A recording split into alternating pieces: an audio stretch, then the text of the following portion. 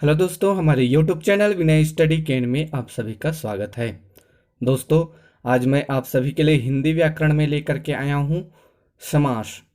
जी हाँ, आज हम हिंदी व्याकरण में पढ़ेंगे समास के बारे में और जानेंगे समास के मुख्यतः कितने भेद होते हैं। यह हमारे परीक्षा की दृष्टि से बहुत ही महत्वपूर्ण होने वाला है, इसलिए हम जानते हैं आज समास के बारे में। दोस्तों, आइए जानते हैं समास। समास किसे कहते हैं, साथ ही जानेंगे समास की परिभाषा और उदाहरण। समास के कितने प्रकार होते हैं, समास विग्रह क्या है, समासिक शब्द को पहचानने के मुख्यतः क्या नियम हैं, और जानेंगे महत्वपूर्ण उदाहरण संबंधी ट्रिक। तो आइए हम जानते हैं संपूर्ण समास के बारे में महत्वपूर्ण जानकारियाँ।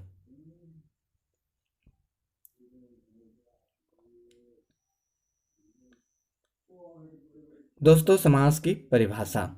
दो या दो से अधिक पद जब अपनी अपनी विभक्तियों को छोड़कर मिलते हैं तो उस मिले हुए नए शब्द को समासिक शब्द कहते हैं और उनके मेल को समास कहते हैं, और इन्हीं को जब पुनः अलग अलग किया जाए तो वह विग्रह कहलाता है।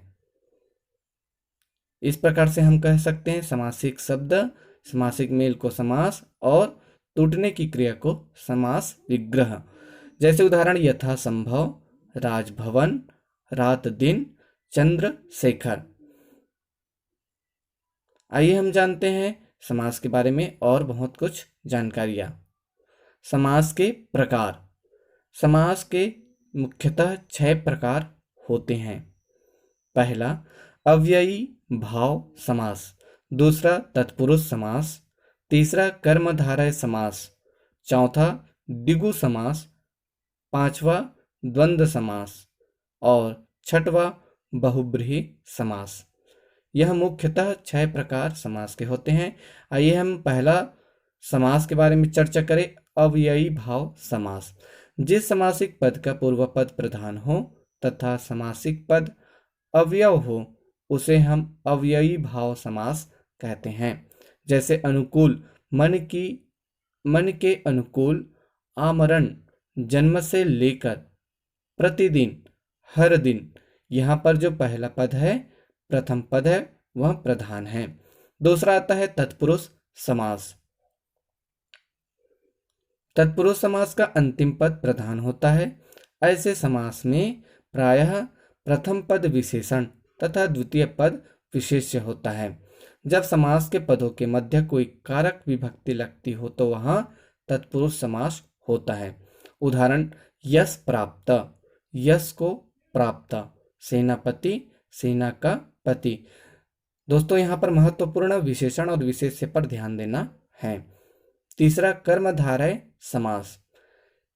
जब समास का पूर्व पद विशेषण एवं उत्तर पद विशेष्य हो तो वह कर्मधारय समास होता है। उदाहरण, नीलकमल, नीला कमल, महाकाव्य, महान काव्य, महावीर, महान वीर। दोस्तों, आइए हम जाने चौथे समास के बारे में, द्विगु समास।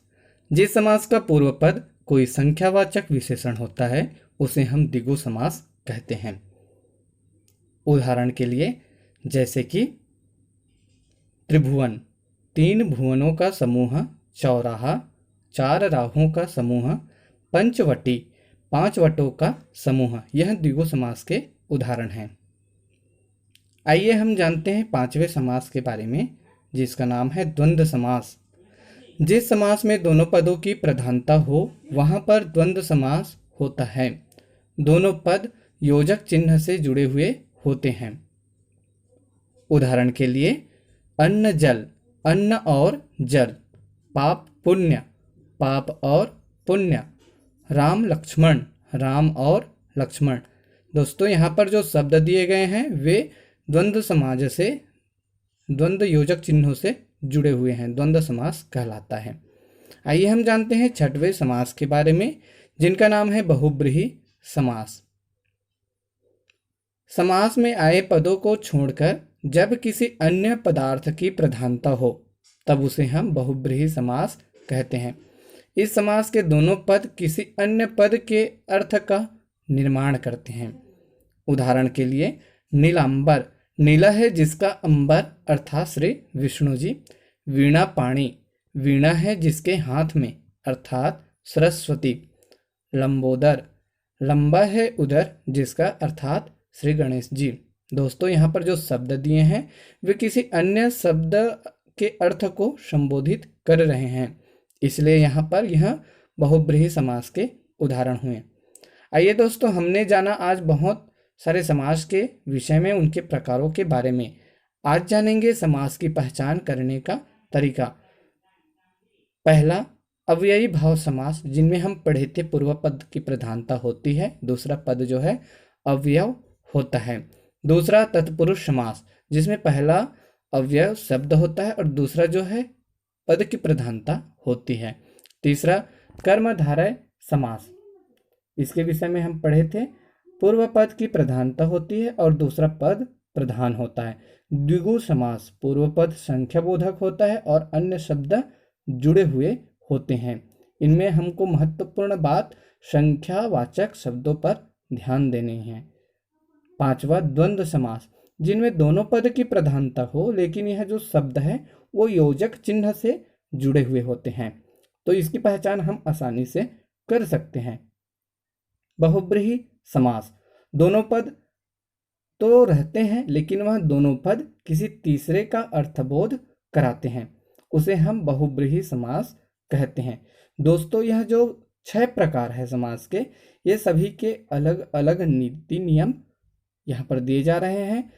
आप इनको ध्यान से अध्ययन करें, इनके माध्यम से हम परीक्षा में पूछे जाने वाले जितने भी शब्द होते हैं, पेपर में पूछे जाने वाले जो प्रश्न होते हैं, वो हमारे लिए कामगार सिद्ध होगा।